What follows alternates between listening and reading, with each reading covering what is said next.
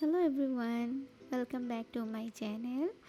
I hope you all are doing well. Today I'm back again with another delicious homemade recipe, and this time I am making a very simple, very tasty, and very satisfying eggless cheese pizza at home. This is a 10-inch pizza, perfect for when you want to make something comforting, cheesy, and fresh in your own kitchen without using too many complicated ingredients.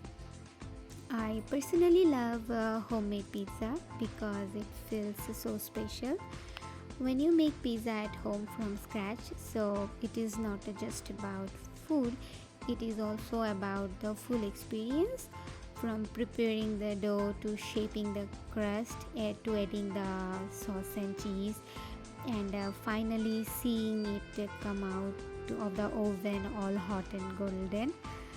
The whole process feels so rewarding, and the best part is you know exactly what are you putting into it, and you can make it just the way you like.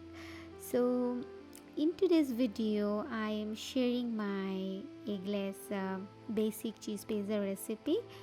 The recipe is very simple, it's a beginner friendly, and perfect for anyone who actually wants to make a soft and delicious pizza at home.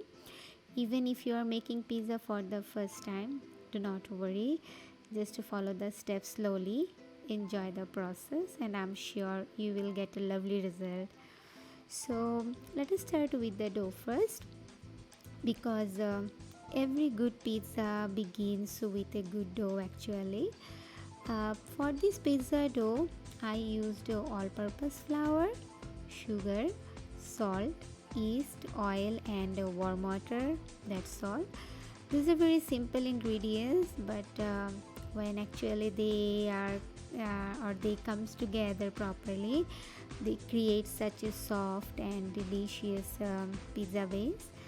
um, First actually I took warm water in a bowl. The water should be warm, not too hot, because if the water is too hot it can affect the yeast. After that I added sugar and yeast.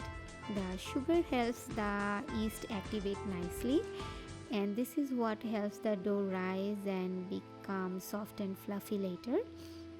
For this recipe, if you are making one 10-inch pizza, a balanced dough recipe would be around 1.5 cups of all-purpose flour, 1 tablespoon sugar, 1 tablespoon salt, 1 tablespoon instant yeast, 1 tablespoon oil, and about half cup of two-third cup of warm water added gradually.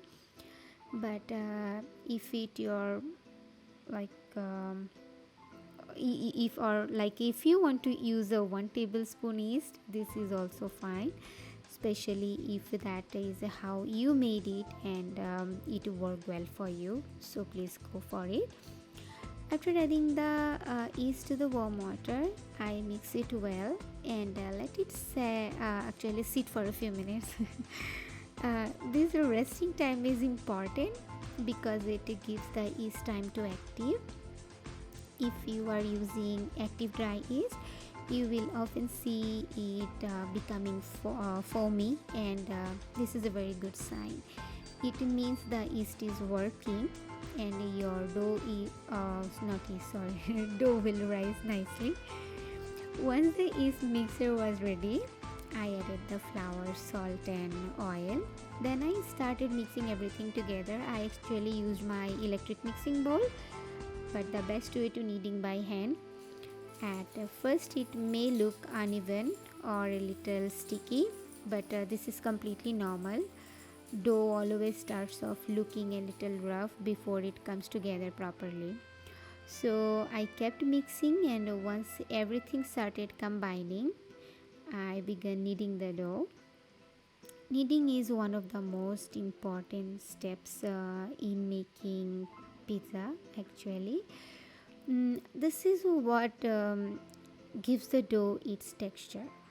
So a nicely kneaded dough becomes smoother, softer, and slightly stretchy, and that is exactly what you want for a good pizza crust.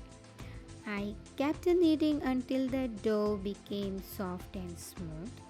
It should not be too hard, and it should not be too dry. You want a dough that feels soft to the touch and has a nice and smooth surface. If the dough feels too dry, you can actually add just a little more warm water. If it feels too sticky, you can dust a little flour, but do not add too much because then the dough can become tough. Honestly, kneading the dough is one of my favorite part. This is something so calming and satisfying about making dough by hand, but I stopped it. I hope you guys will enjoy it. And it is satisfying actually making dough by hand. You can really feel the difference as it changes from a rough mixture into a soft dough ball. This is why homemade food always feels so special. It takes a little effort, but the result is always worth it. Once the dough was actually ready, I lightly greased it with a little oil, covered it, and left it to rise. The resting time is very important because this is where the dough develops that soft, airy texture. I let it rise for about 1 hour or until it becomes bigger in size. So while the dough was resting, I actually started getting the other ingredients ready. Since this is a basic cheese pizza, the toppings are very simple. I used pizza sauce, mozzarella cheese, oregano, and I love to eat bell peppers on pizza, so I used two different types of bell pepper, a red onion, and obviously pineapple, because this is my most favorite thing in pizza, pineapple, because I love the sweet taste on pizza. But you can use whatever toppings you want, it's completely up to you. So I just added oregano and little chili flakes on the top as well, and I was not having the fresh basil leaves, so I just used the dried ones. But if you guys have it, just go for it. It will just give you such extra nice flavor on your pizza. So that is all you need to make a classic comforting cheese pizza. It's not too hard, or you don't need any fancy things to make it. So sometimes actually the simplest recipe are really the best. You do not always need lots of toppings to make something delicious.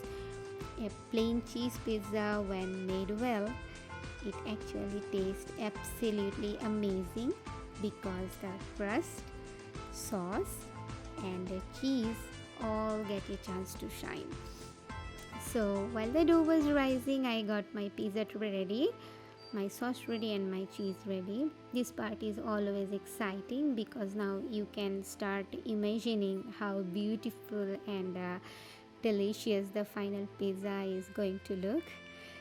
So after the dough had rested and risen nicely, I gently punched it down to release the air. Then I transferred it to my tray or working surface and started shaping it. I shaped it into a 10-inch pizza base. If you like a slightly thicker crust, you can keep the dough a little thicker. If you like a thinner pizza, you can spread it out a little more. For me, I wanted a nice soft base with a lovely crust around the edges. When shaping the pizza, I try not to press too hard. I gently stretch and press it so the dough stays soft. I also leave the edge slightly thicker, so when it bakes, the crust gets a little puff and turns beautiful and golden. Now the dough is shaped, and this is the stage when it finally starts looking like a pizza. This is always one of the most fun parts because now everything begins coming together. The next I spreaded the pizza sauce over the base. For a 10-inch pizza, around 3 to 4 tablespoons of sauce is enough. You want enough sauce to cover the surface nicely, but not so much that it makes the pizza soggy. I spread it evenly, leaving a little border around the edges for the crust. After the sauce, it was a time for my cheese, and this is definitely my favorite part.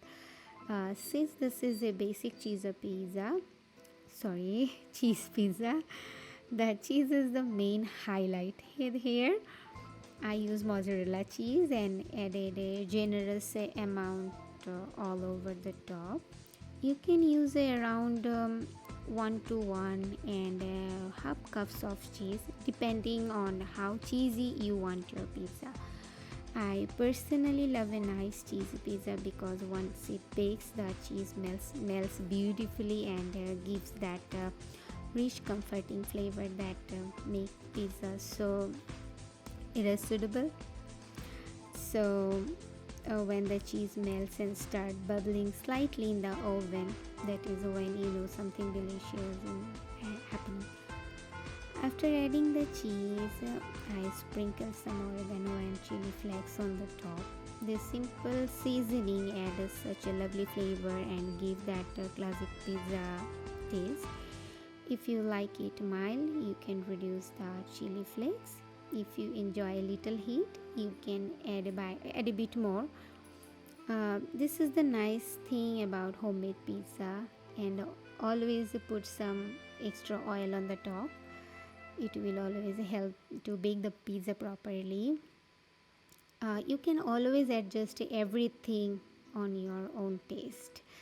So it's finally ready. You can see it's so nice, and it's actually very delicious. Thank you so much for watching this video. If you like my video, don't forget to give me a like and just to share the video and drop a comment. I will see you in the next video. Until then, bye bye, take care.